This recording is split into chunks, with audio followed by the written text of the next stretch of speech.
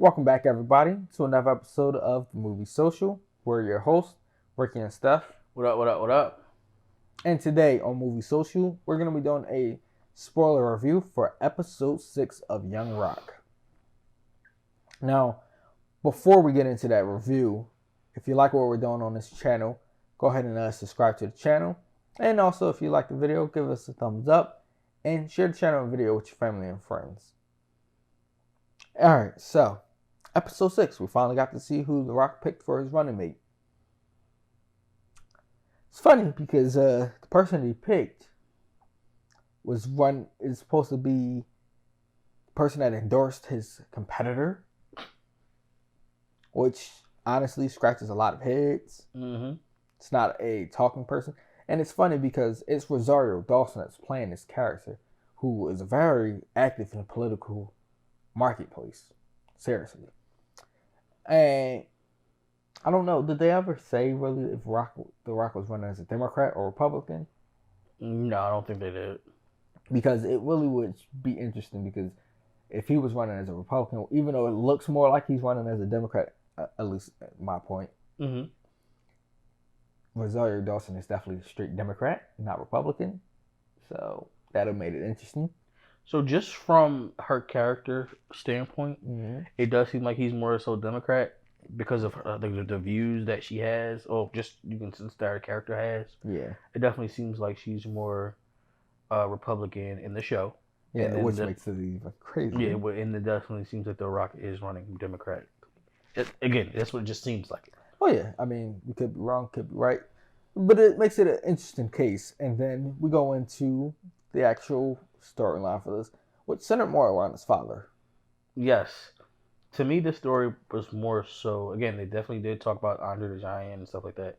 But it definitely seemed it was more so surrounding his father and his grandmother's relationship. Mm-hmm. And oh boy, Grandma was dirty and wrong. So wrong. So we can definitely divulge in that. So she was wrong. I'm not going to call her dirty, but she was wrong. That was dirty. Because she pulled Vince McMahon. She did. Like Vince does that a lot, where he changes at the last minute. Yeah, and it's not something that fans like. So, but what happened was, she thought Rocky Johnson, was leaving her, but he's like, yeah, I did have a conversation with her, but I told him off, and then told him that I wasn't doing it. Yeah, and then she felt a little salty at the end. Yeah, she did. But I'm like, honestly, first of all, that's supposed to be your son-in-law. Mm-hmm. How about you talk to him face-to-face, person-to-person, about the conversation that you've seen, instead of going to switch things up at the last minute on him? Mm-hmm. And the thing about it was, he definitely took it in stride as far as the match. Because he could have went, did it, spazzed out about it. But no, he took it in stride and had a conversation with her afterwards. Yeah, but it's going to be interesting to see, does that actually change where he leaves her and goes to the competition? It's a possibility. It could also have some type of strain on a relationship. You you never know. Mm-hmm. And what did that bodes for The Rock? Exactly. So yeah, man, you definitely never know. It's actually, it peels back the curtain a little bit on the whole wrestling thing. Mm-hmm. And again, as we all know, that wrestling is. I'm gonna say the F word here. Don't you do it, 'cause I don't want to Rock come in here and punch you in the face. Okay, how about this? Can we say scripted without getting hurt? It's scripted entertainment, as they say. Yes, so it's scripted. And it was another peel back on the curtain for the meeting. Like how the production meeting said was. How it would go, who would do what, and when they would do. Mm-hmm. And it's funny because, in wrestling today, they still have that, but sometimes they ad-lib a little bit, goes off script. And as we're seeing a lot more, thanks to modern technology and social media, that they get fined sometimes for ad-libbing certain things or doing certain things over the top. We've seen certain parts that are real. It shows a lot, like some of the, especially nowadays with Brock Lesnar still showing blood and all that. Yeah, they get in trouble for that. Apparently, though, he doesn't. Even though he's not supposed to. He apparently still gets off from it. Hey. But either way, WWE is going under anyway at this point in time. They've been on the past few months of bad entertainment. Maybe The Rock might take over. I'm just saying. Couldn't do no harm. Honestly, that might be the one thing I wouldn't mind him taking over. Because his family has such rich history in that industry. Mm-hmm.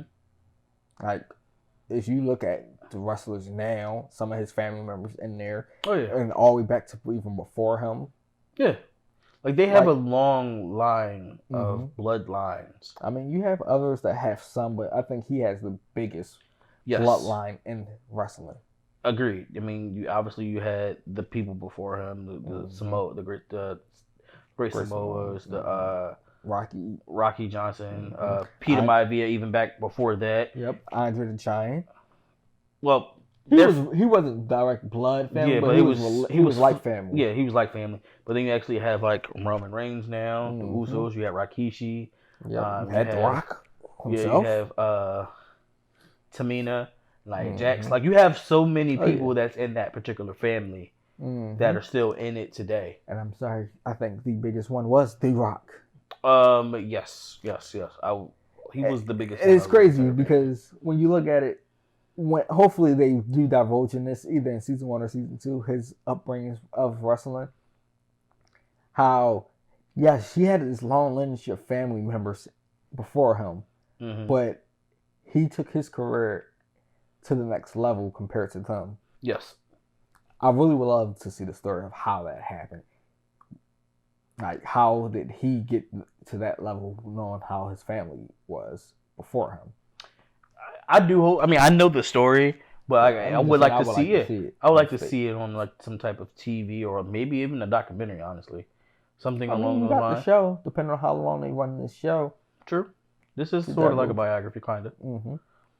But it's very entertaining, interesting. Now, yes, there are some snooze moments, but it's 30 minutes. You can't have that many snooze moments. It definitely doesn't. And you don't even get a full 30 minutes thanks to commercials, which needs to be outlawed on 30-minute shows. No commercials. You can have a commercial before the show starts and a commercial at the end of it, but nothing in between. That's how it should be nowadays. I agree. I hate commercials.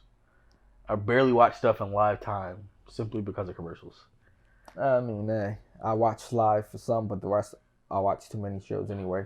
Record the rest, skip through the commercials. Yep. But let us know what you guys think about it in the comments below, and until next time.